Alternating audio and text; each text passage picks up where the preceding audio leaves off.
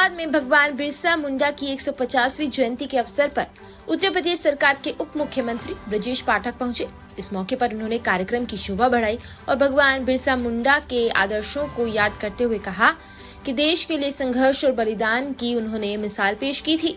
उप मुख्यमंत्री ने उपस्थित जनसमूह को संबोधित करते हुए जनजातीय समाज के योगदान की सराहना की और कहा कि प्रदेश सरकार समाज के हर वर्ग के उत्थान के लिए प्रतिबद्ध है।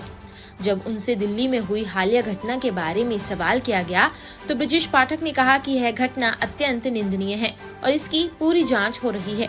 उन्होंने यह भी स्पष्ट किया कि उत्तर प्रदेश में ऐसी किसी भी स्थिति से निपटने के लिए पुलिस और प्रशासन पूरी तरह सतर्क और तैयार है। गाजियाबाद समेत पूरे प्रदेश में सुरक्षा व्यवस्था चक चौबंद कर दिए गए हैं ताकि शांति और कानून व्यवस्था बनी रहे। की स्मृतियों को नमन करता हूँ। भगवान बिरसा मुंडा जी युवावस्था में ही देश के गरीबों के लिए, वंचितों के लिए, पीड़ितों के लिए, जनजाति लोगों के लिए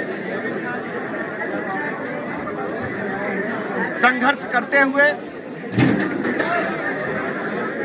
अपनी प्राणों की आहुति देने का काम किए थे। उन्होंने सबसे बड़ा मूवमेंट स्वतंत्रता के लिए चलाने का काम किया था, आजादी के लिए चलाने का काम किया था। अपना देश अपना राज नारा उन्होंने दिया था। उन्होंने जनजाति लोगों के लिए जो जंगलों में, वनों में रहते थे, उनके आवासीय जमीनों को उन पर कब्जा मिले, उसके लिए कानून बनवाने का काम किया था।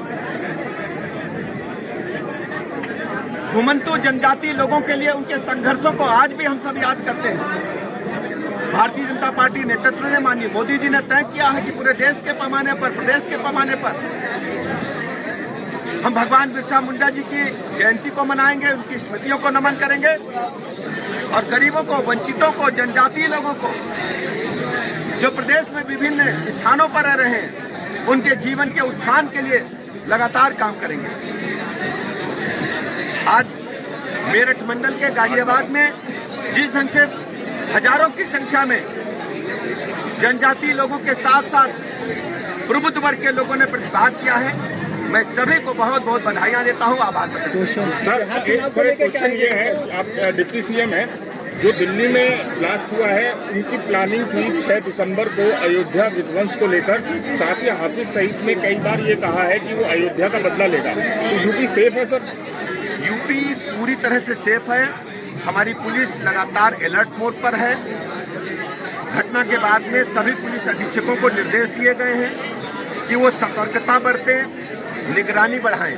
विशेष रूप से दिल्ली से सटे जो जनपद हैं, उनमें निगरानी के साथ साथ गश्त बढ़ाने के निर्देश दिए गए, चेकिंग अभियान चलाने के निर्देश दिए गए हैं। हमारी जो लोकल इंटेलिजेंस यूनिट है और स्थानीय पुलिस है, केंद्र के एजेंसियों के लगातार संपर्क में है, उनके सहयोग से हम काम कर रहे हैं और हर स्थिति में उत्तर प्रदेश सरकार अपने नागरिकों की सुरक्षा के लिए सभी काम कर रही है। सर, ये बार-बार आतंकी घटनाएं हो रही हैं, इसको लेकर क्या कहना चाहेंगे? पहले पुलवामा, फिर अब दिल्ली हेडक्वार्टर बनेगा, क्या आतंकी घटनाएं रुक क्यों नहीं रही हैं? देखिए, आप जानते हैं कि लगातार जो बड़ी एजेंसियां इसमें जांच कर रही हैं और जांच रिपोर्ट आने के बाद इसमें कुछ कहा जा सकता है। सर, देवबंद के अंदर ATS का और लेटेस्ट अपडेट के लिए सब्सक्राइब करें वेलकम इंडिया न्यूज चैनल।